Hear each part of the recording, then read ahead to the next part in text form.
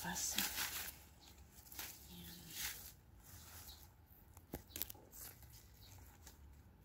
Yan siya.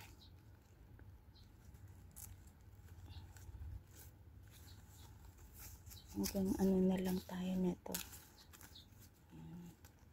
Gulayin natin ito. Gulayin. Ito pa. So, ayan. Gulayin natin ang kalabasa. Para kinabangan natin ang talbos. Ayan na siya. Diba?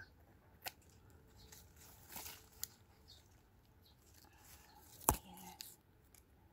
So, ayan ang ating malunggay, squash na talbos ng kalabasa, may alugbati, at meron akong kaunting saluyot dito. So, gulayin po natin. At dito may kalabasa ako at meron akong tilapia. Ayan, piprituhin natin yan para sa ating gulay. So, ito yung ating tanggalan ng linisin natin. Ayan.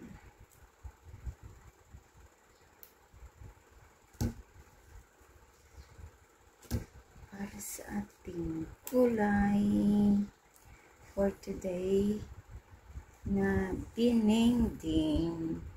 Hindi man siya kompleto pero ito pwede na. Ayan. Kung ano lang yung naandyan. Masarap sana yung flower nito. Pero sa tingin ko, hindi na siya magpa-flower kasi umulan ng bongga. So, kita nyo, ang payat na ng mga dahon ng kalabasa. So, dapat kasi ito sa matinding initan at hindi sa ulan kasi mag-aano talaga siya. So, gulayan na lang po natin. Ayan. Prepare ko muna ito para sa ating gulay.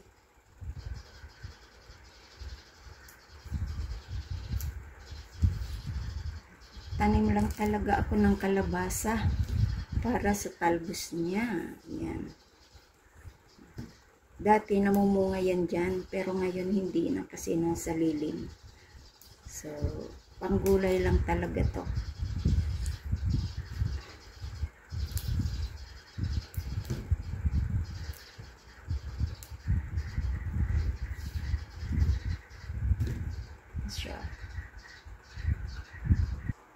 So, ayan na.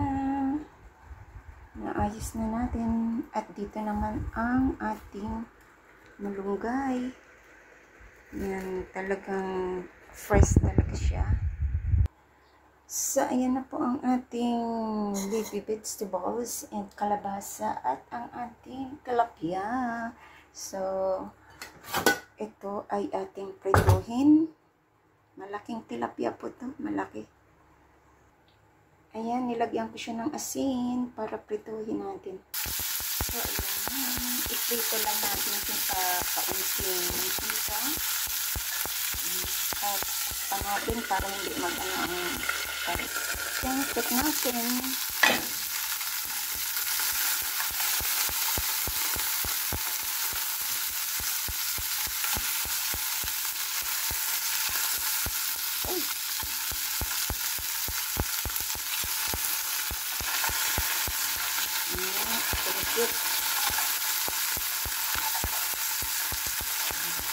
Konti lang ang mantika. Pwede natin i-ano sa lubog. So, dito sa kawali, ako yung nagpakulo ng inuming tubig. At lagyan ko po siya ng bagoong. Hindi ko nasasalain. Isama ko na siya dun.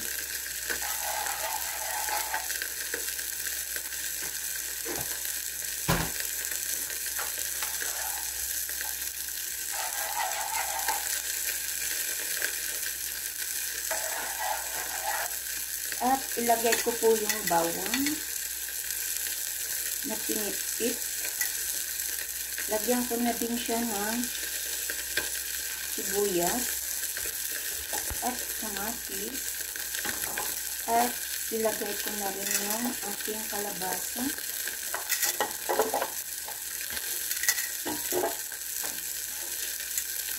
So, ipayin po natin kumulo muna to.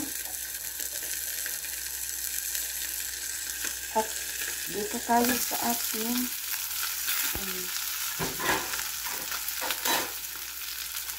diba, maluto siya with not too much of mantika. Isang ano pa.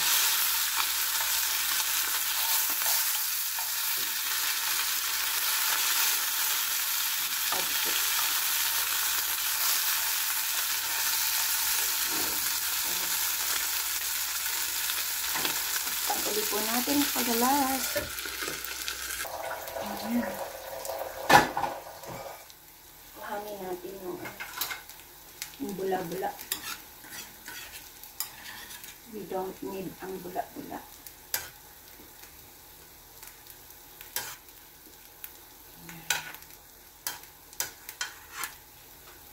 Ano to sa bagoong.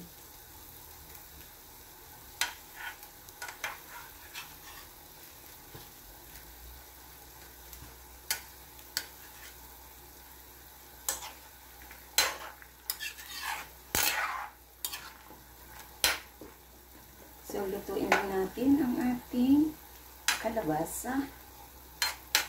At timplahin po natin. Wow, ang sarap na. Tama na yung kanyang. Lagyan natin ng magic sarap. Kunti lang. Mga natira-tira na lang na magic sarap.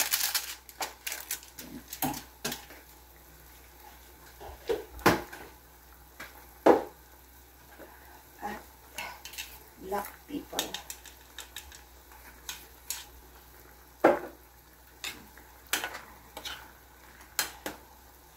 Kuhanin ko yung bula-bula.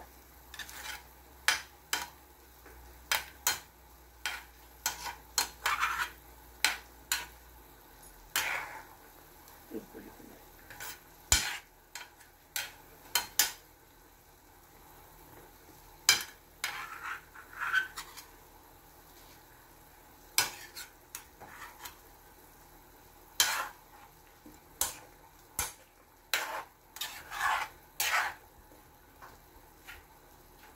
So, ayan.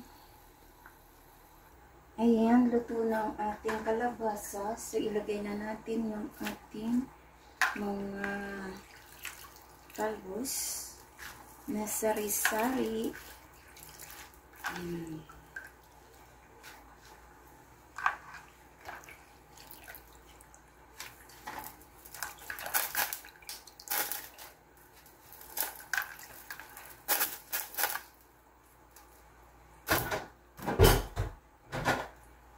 At ang ating malunggay.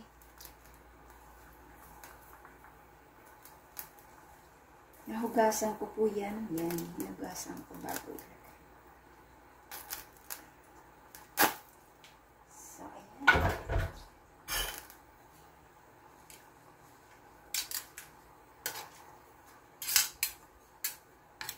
Baliktarin ko po siya para yung ilalim ay napunta sa taas.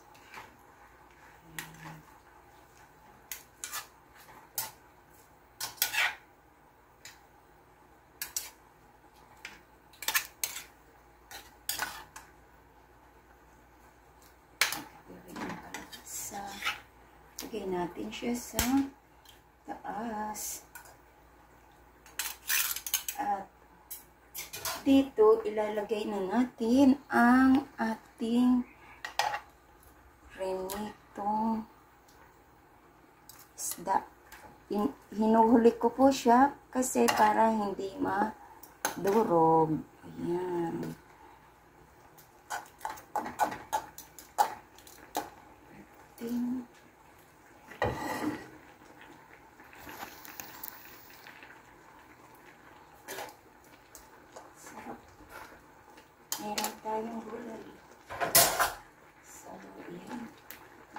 lang po natin. At pag okay na yung ating mga leafy vegetables, ay pwede na natin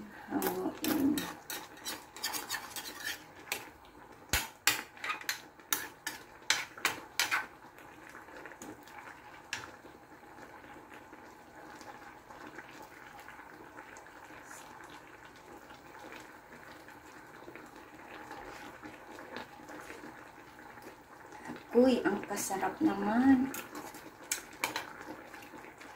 Ayan. Sobrang sarap naman. Meron na tayong gulay. Ayan. At takpan ko lang siya ng pansamantala para maano na yung ating gulay, maluto. At i-off ko na rin ang apoy. And then, ilagay ko siya sa ating serving bowl.